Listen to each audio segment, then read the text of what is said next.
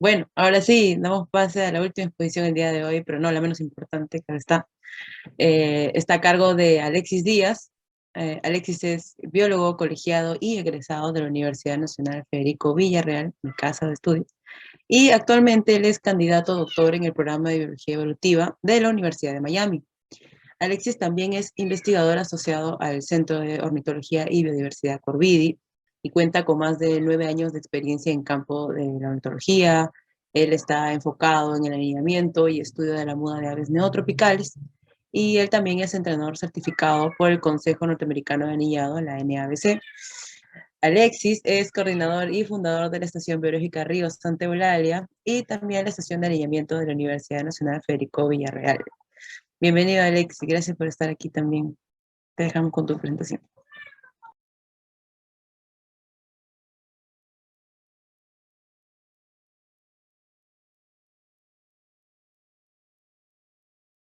El audio, Alexis, creo que está apagado. Estaba muteado. ¿Qué tal? Buenas noches con todos.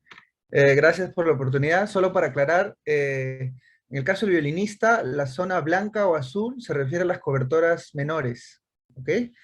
Es igual notar importante sobre la topografía del ala, ¿no?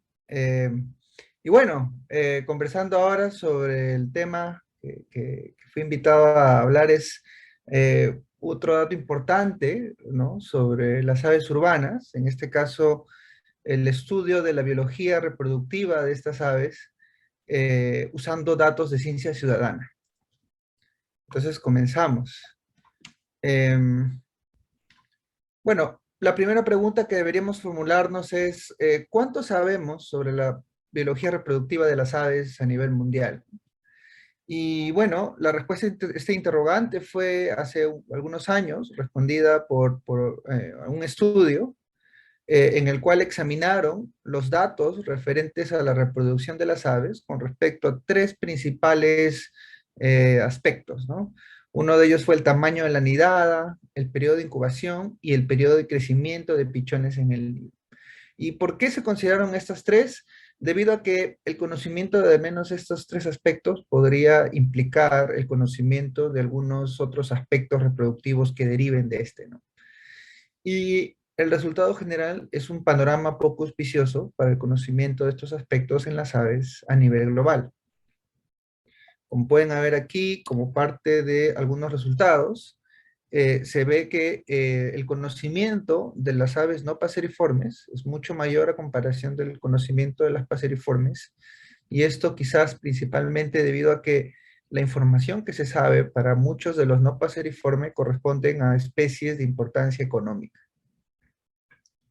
Aún así, el panorama sigue siendo poco auspicioso para las aves en general a nivel mundial, ¿no? Pero ¿qué pasa en el Perú?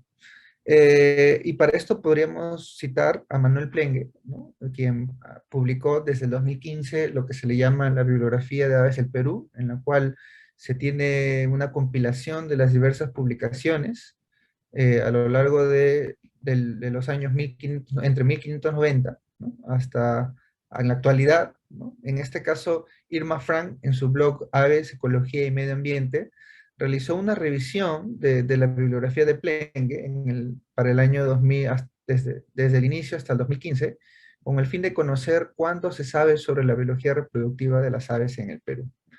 Y bueno, de todo esto compilado de casi más de 400 años, se vieron que solo 190 estudios corresponden a aspectos reproductivos. Dentro de este número, 71 corresponden a primeras descripciones de nidos, ¿ok? Y dentro de estas, 24 fueron publicaciones antes del año 2000 y 47 publicaciones posteriores al año 2000. De forma muy similar, para el resto de registros, estos correspondieron a otros aspectos reproductivos y se tuvieron un total de 42 para antes del año 2000 y 77 después del año 2000, lo que demuestra el reciente interés de diferentes investigadores por documentar la biología reproductiva de las aves.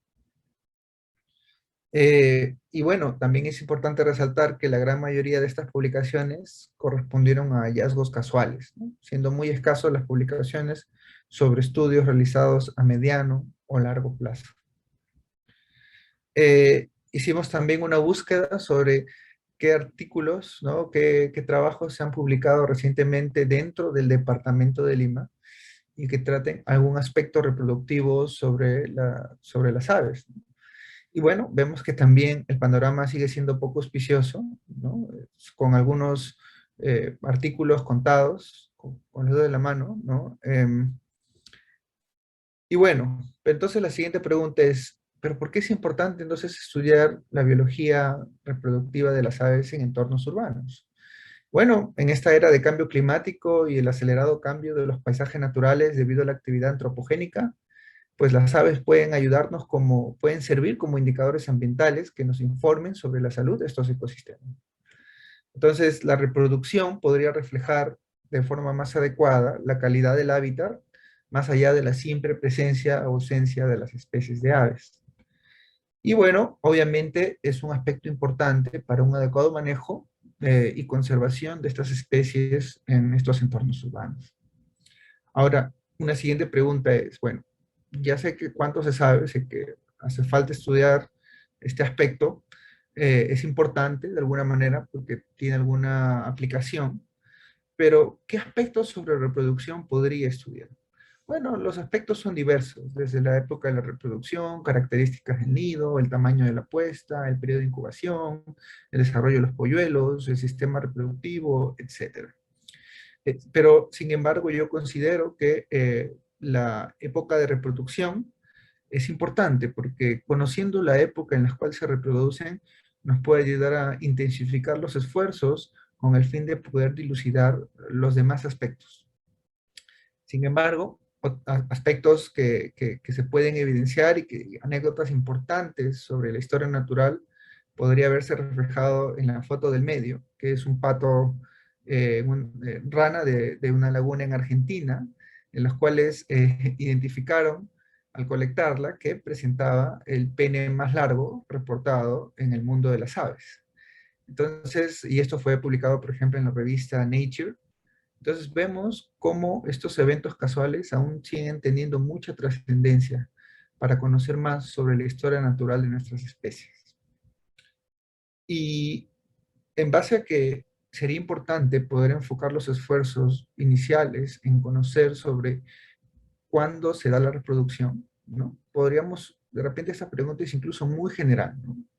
Entonces podríamos subdividirlas en diferentes preguntas que quizás puedan ser respondidas, como es que las aves se reproducen durante una época determinada en el año. ¿Cuándo? Es que se reproducen todo el año. Una siguiente es, todas las especies en una comunidad se reproducen de forma sincrónica, es decir, al mismo tiempo. Por ejemplo, muchas especies en la zona neártica, en Norteamérica, por ejemplo, se reproducen en una misma temporada. Sin embargo, en el neotrópico esto no es así. Otra pregunta podría ser, ¿la época de reproducción de una especie es la misma a lo largo de su distribución?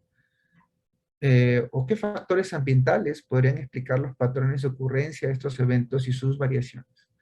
Entonces, no existe actualmente una respuesta clara a todas estas preguntas. Como les mencionaba antes, tenemos una idea de la teoría clásica de historia de vida recogida sobre la biología de aves en las zonas templadas, en donde la reproducción suele ser estacional y simultánea para la mayoría de especies. Lamentablemente, esto no se da en la región tropical, especialmente, obviamente, en el Perú, está incluido ahí, ¿no? Y bueno, un primer paso para poder resolver estas preguntas sería reunir muchas observaciones. Sin embargo, la recopilación de estas informaciones podría tomarle toda una vida a un investigador, o incluso una vida no podría ser suficiente para colectar toda la información necesaria para poder responder estas preguntas. Eh, entonces, ¿qué fuentes de información podríamos, ¿no? ¿De qué fuentes de información podríamos obtener datos sobre la biología reproductiva de las especies? Primeras fuentes principales son datos de censos, ¿no? Así como datos de anillamiento, ¿no? Datos provenientes de estaciones de anillado que capturan a la especie, capturan individuos y pueden, a través de la examinación del cuerpo del ave, pueden ver su estado fisiológico, ¿no?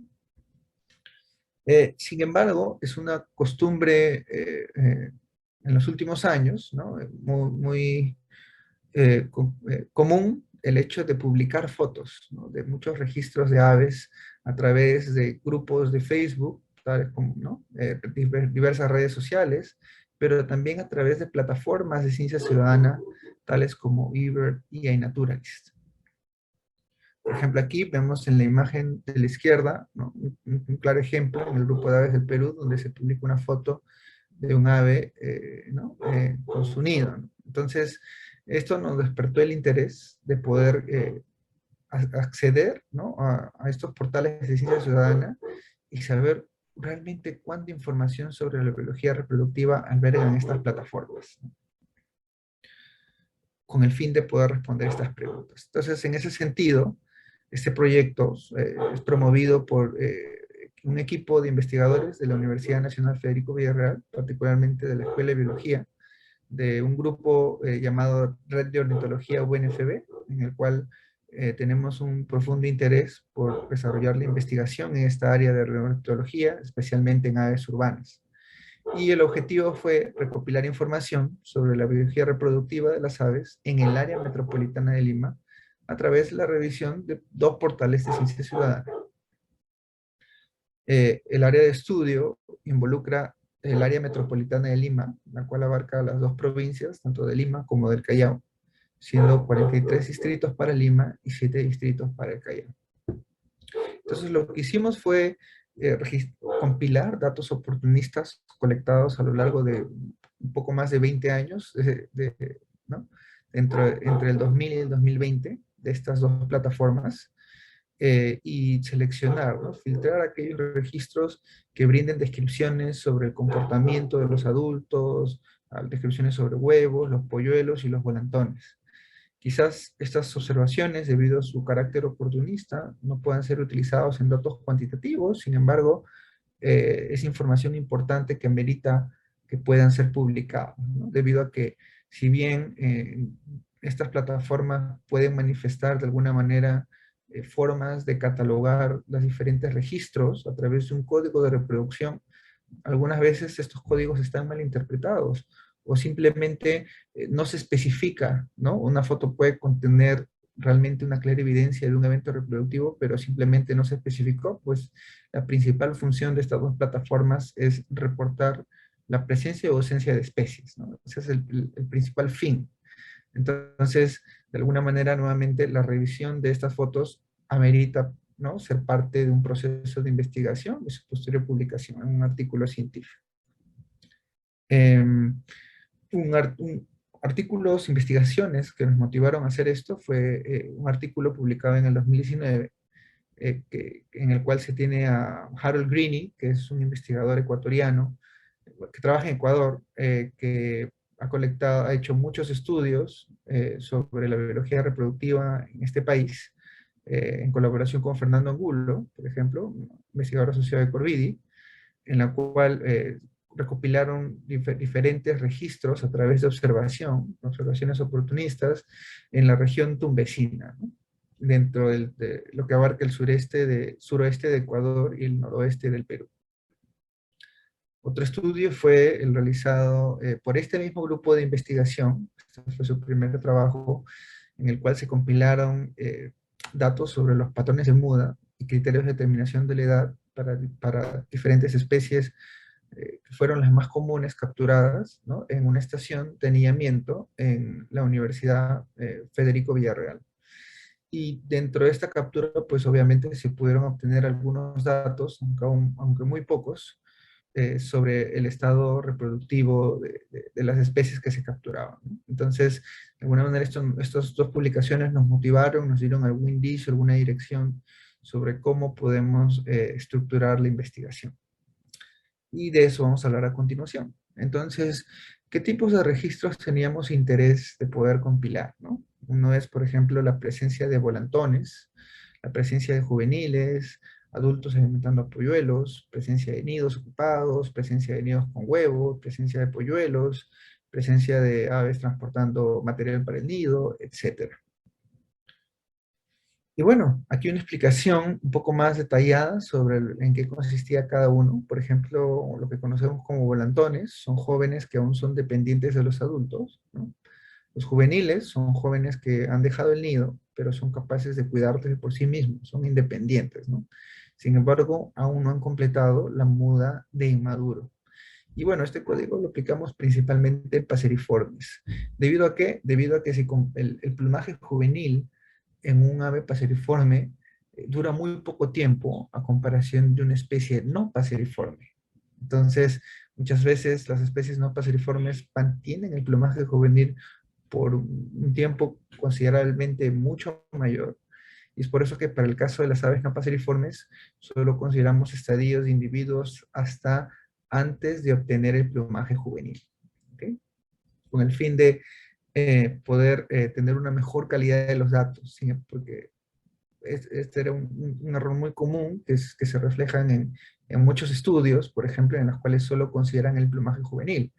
Por ejemplo, si decimos, ¿no? En un reporte que tenemos un flamenco chileno en plumaje juvenil, realmente esto no nos dice mucho sobre cuándo ocurrió el evento de reproducción, debido a que un flamenco puede mantener el plumaje juvenil por muchos meses, ¿no?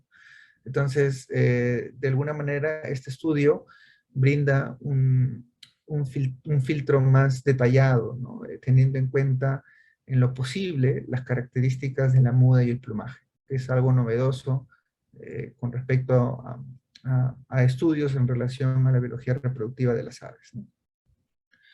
Eh, Otras categorías son como la alimentación de polluelos, obviamente adultos alimentando a los polluelos, nidos con huevos, presencia de polluelos en el nido, nidos activos en estado desconocido, debido a que en algunos casos, debido a que una foto, ¿no?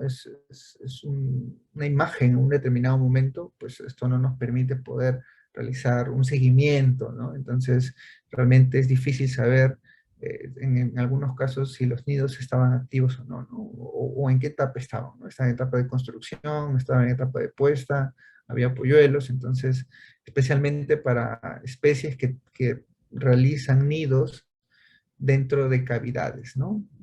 Especialmente para la temporada reproductiva.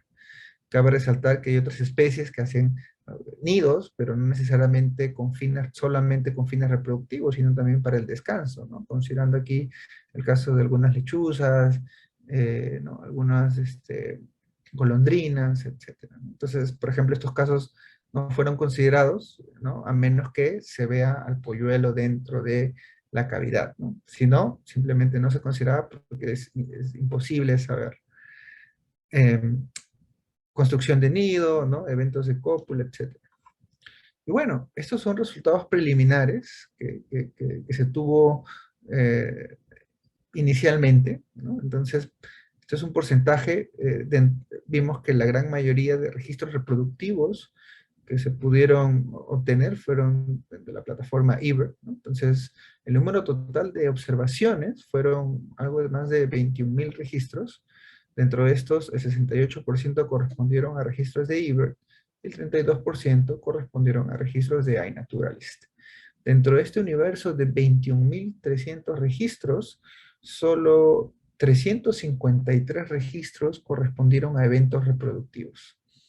Y aquí, en este diagrama circular, pues podemos ver la proporción de las diferentes categorías según la actividad reproductiva que expliqué anteriormente, ¿no?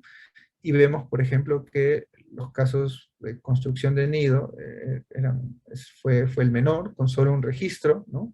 Y los casos más abundantes fueron la presencia de juveniles o volantones.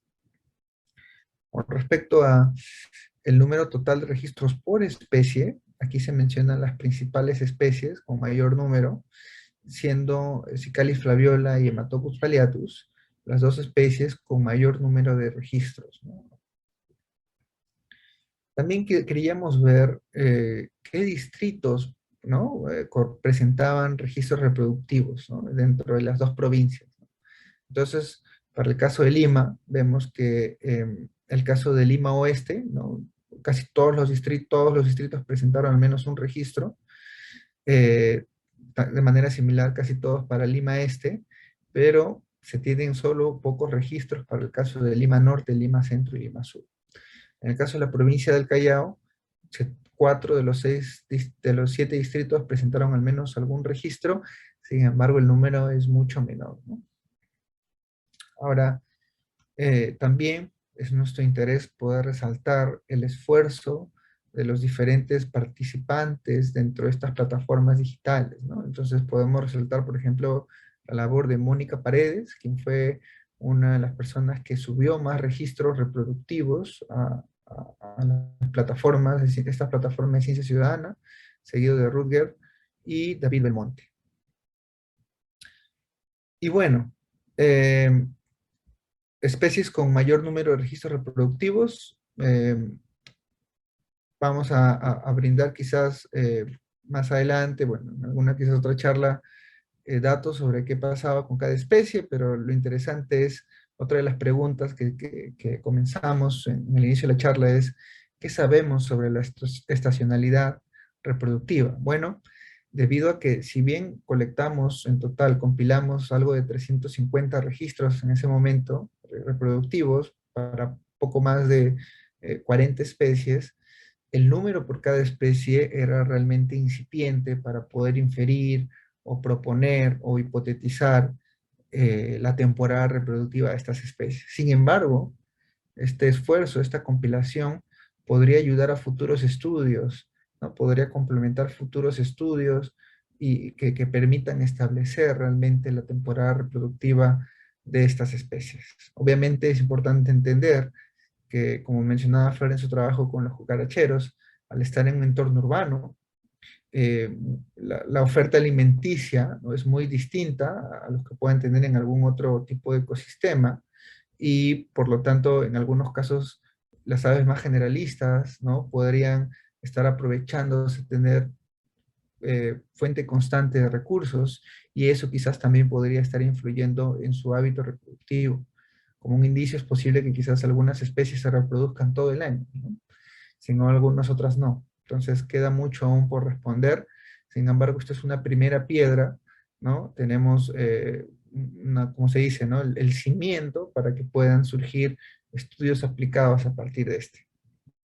Y bueno, quiero terminar la presentación mencionando sobre la importancia de la ciencia ciudadana. A través de dos frases de Karel Purcell, del Laboratorio de Ornitología de Cornell, quien manifiesta, ¿no?: la ciencia ciudadana tiene gran poder de lograr la conservación o de causar un cambio social. Así también ella manifiesta que la ciencia ciudadana es una herramienta poderosa para dar respuesta a preguntas científicas y a la vez expandir el conocimiento del público en general. Y realmente esto es nuestro objetivo con este trabajo, ¿no?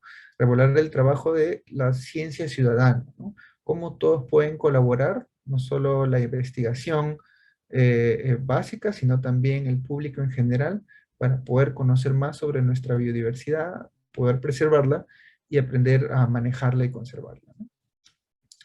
Y bueno, este era un anuncio que en ese momento estábamos requiriendo registros, ¿no? Entonces, a partir de alguna charla anterior donde se brindó esto, muchas personas que se engancharon con esto nos compartieron sus registros o los subieron a las respectivas plataformas, y nada, esa es la manera de hacer ciencia, ¿no? Entonces, con este último slide, realmente queremos, bueno, creo en representación de todos los autores de este artículo, es expresar nuestro agradecimiento profundo a todas las personas que mostraron su compromiso, se comprometieron con nosotros en compartir sus registros, y así lo hicieron. Es la mejor manera de hacer ciencia y colaborar entre todos, ¿no?